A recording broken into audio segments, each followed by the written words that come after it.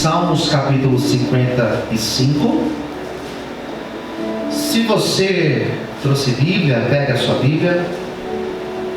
Se você estiver em casa e tiver uma Bíblia perto de você, procura ela.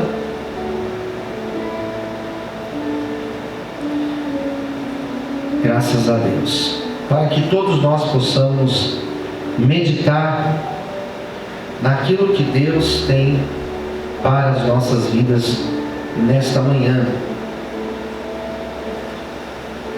Louvado seja o nome do Senhor. Salmos 55.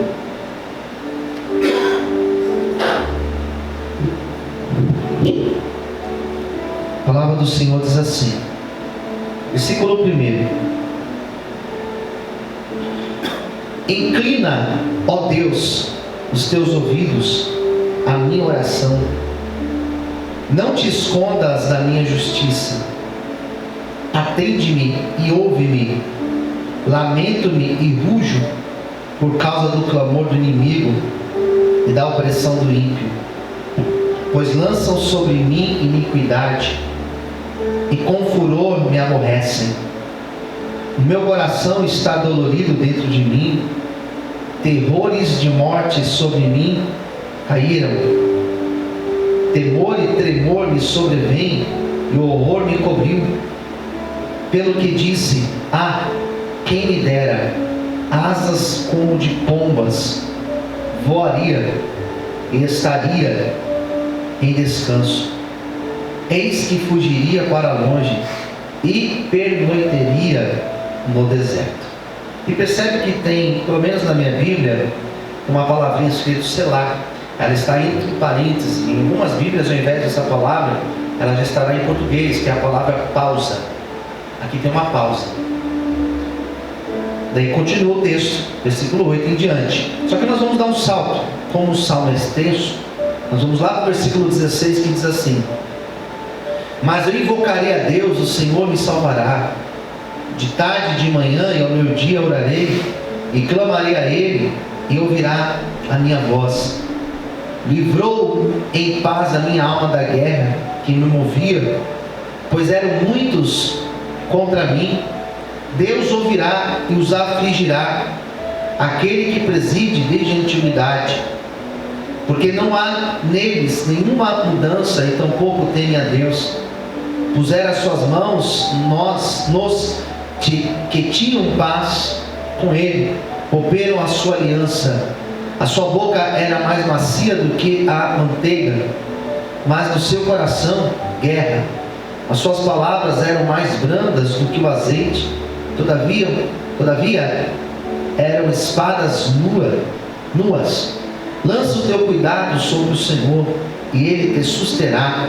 Nunca permitirá que o justo seja abalado. Agora 23. Mas tu, ó Deus, nos fará descer ao poço da perdição. Homens de sangue e de fraude não viverão metade dos seus dias, mas eu em ti confiarei. Amém? Vamos falar com Deus, vamos fechar os olhos. Curva a sua cabeça. Quem estiver em casa, ora comigo também. Soberano Deus, eterno Pai, venha falar conosco, Senhor, nesta manhã de domingo, primeiro dia da semana. Nós estamos aqui, Senhor, com o nosso coração aberto, sedento, para ouvir a Tua voz. Tira, Senhor, agora todos os impedimentos ou distrações, que nada nos impeça de sermos ministrados por Ti. Nos abençoe e fale com todos, ó Senhor. Usa-me, ó Pai, pela infinita misericórdia Tua, em nome de Jesus. Amém. Graças a Deus. Amém. Vamos dar uma glória a Deus e aplaudir o nome do Senhor. Louvado seja o nome de Deus. Salmo 55 foi o salmo que eu meditei nessa madrugada. Era em torno de 1 ou 2 da manhã. Eu recebi uma música, achei tão bonita aquela música, e eu ouvi aquele louvor, e eu peguei a minha Bíblia e comecei a meditar. E Deus me deu este salmo. sobretudo, um versículo em especial deste salmo. Sabe qual? O versículo de número 6.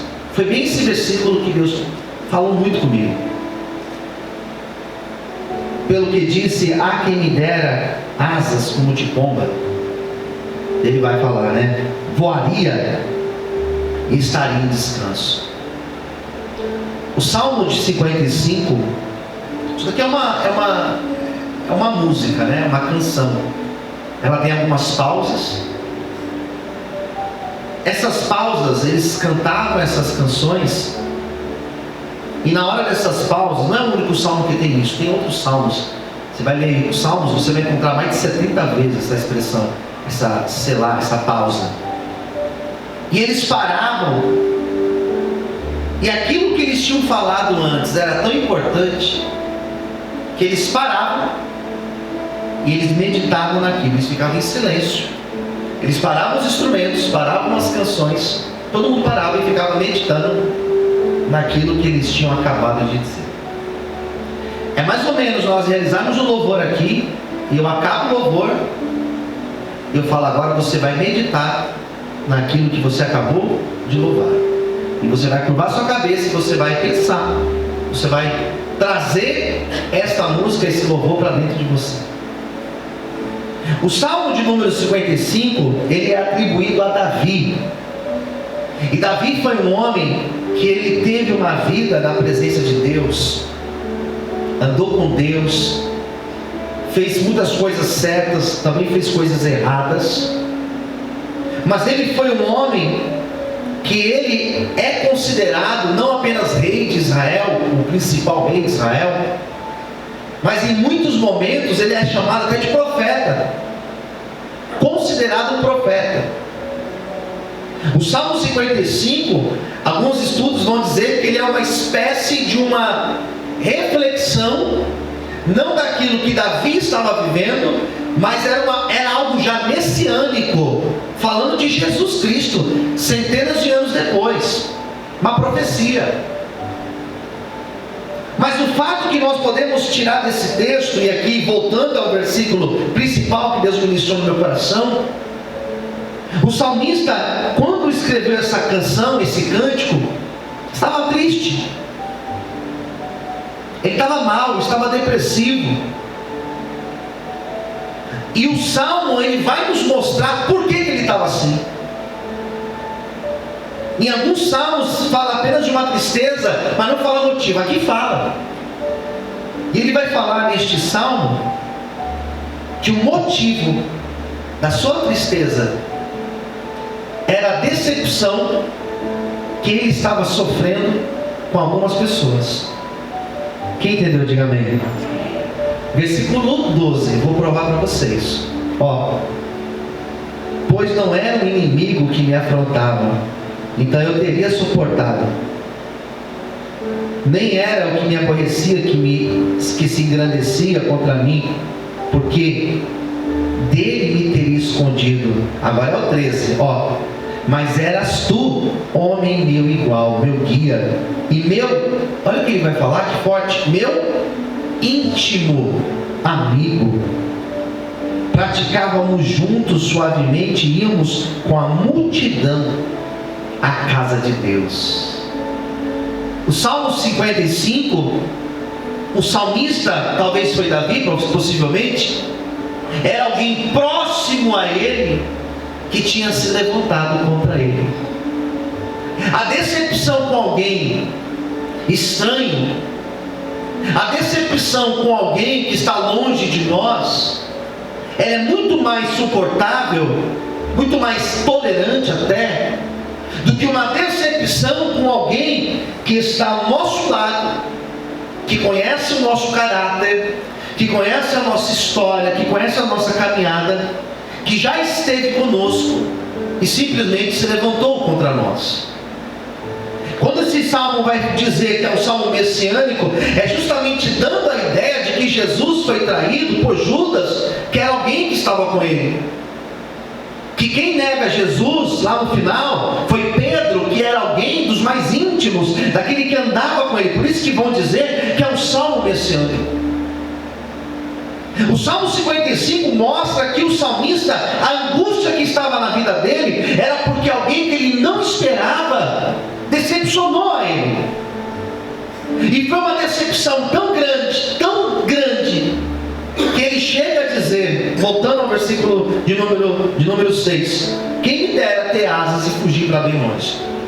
Queria ser como uma pomba e poder voar para bem longe. E foi justamente isso que Deus começou a ministrar no meu coração, acerca do desejo de fugir às vezes.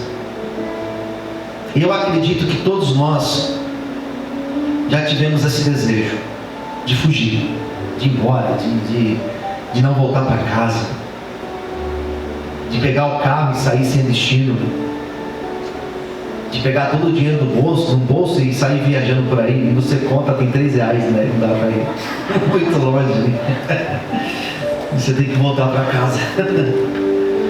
O desejo de fugir é um desejo que às vezes pessoas com pensamento suicida têm, porque o suicida às vezes tem o desejo de fugir para longe da sua dor, e às vezes ele acredita que a única forma de fugir da sua dor é cometendo suicídio. O Salmo 55 não é um salmo de alguém covarde, porque o desejo de sumir, de fugir, de não voltar para casa, de desistir, o desejo que muitas pessoas estão tendo numa época como essa, onde a crise tem sido grande, uma crise de saúde, uma crise social, uma crise econômica, uma crise política, que tem levado pessoas a um desespero tão grande. Muitos têm desejado isso, sumir.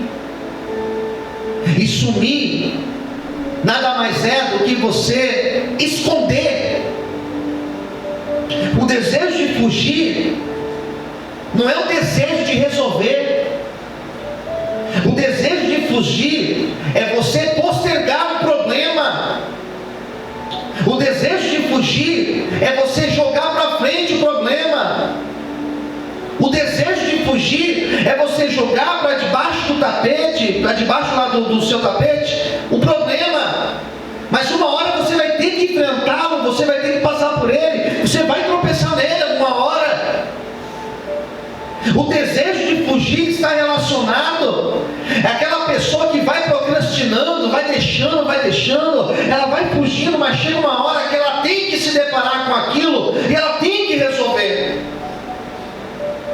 O Salmo 55 era alguém dizendo: agora eu não consigo, eu vou jogar para frente, eu vou deixar para depois.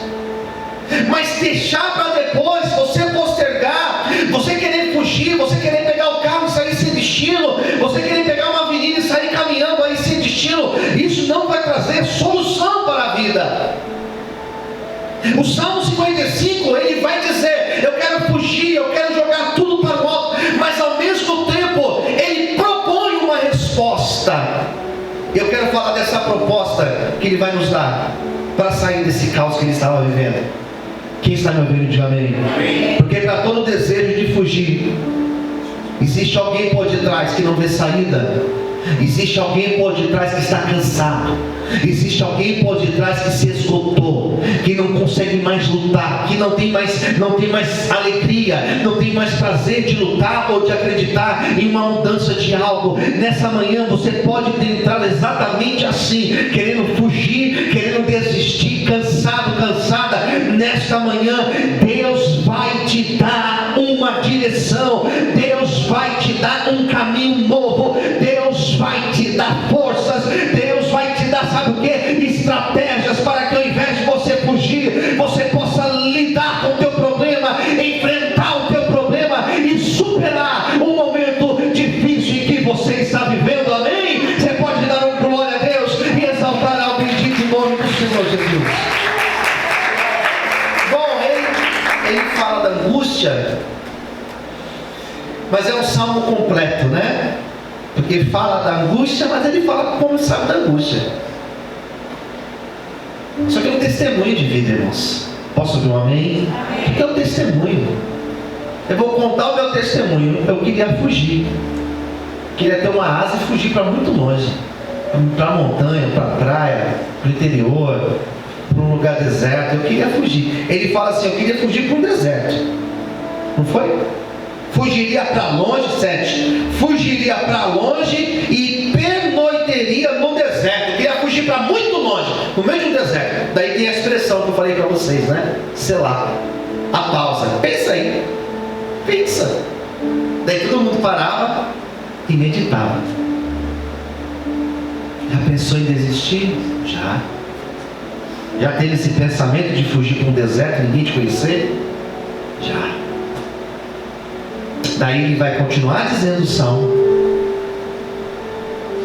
E de repente se abre uma cortina nele, nos seus olhos.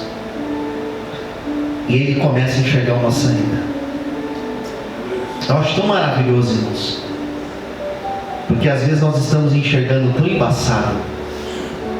E Deus abre uma cortina e nos mostra uma direção. Eu amo pregar de paixão. Sabe por quê? Porque a pregação ela tem essa capacidade de pegar a pessoa e limpar assim, ó, e ela enxergar uma direção. Sabe o que ele falou? Eu vou usar as palavras dele. A gente vai ficar só nas palavras dele. Olha o que ele vai falar. Versículo 16. Mas eu invoquei a Deus. Eu tirei o desejo de fugir. Eu substituí fugir, desistir, esconder, pôr debaixo do tapete. Eu substituí isso. E eu comecei a invocar a Deus. E eu cheguei à conclusão que Ele vai me salvar, Ele me salvará, Ele vai me ajudar. Eu quero que você coloque esse pensamento na tua mente nesta manhã. Você que está aqui, você que está me assistindo, eu quero que você coloque isso na tua mente. Deus vai te salvar dessa.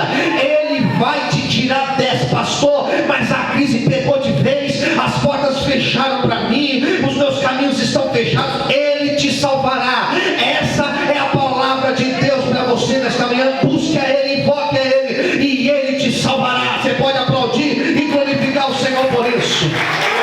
Amém?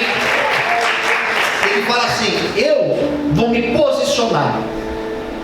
Olha o que ele fala no 17: de tarde, de manhã, ao meio-dia, eu clamarei a Ele, e Ele ouvirá a minha voz.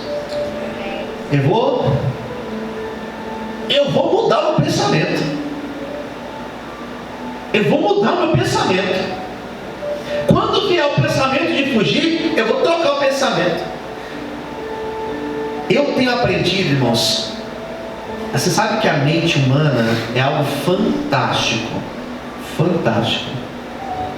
E eu tenho aprendido a lidar com a minha mente. Eu tenho aprendido a trabalhar a minha mente.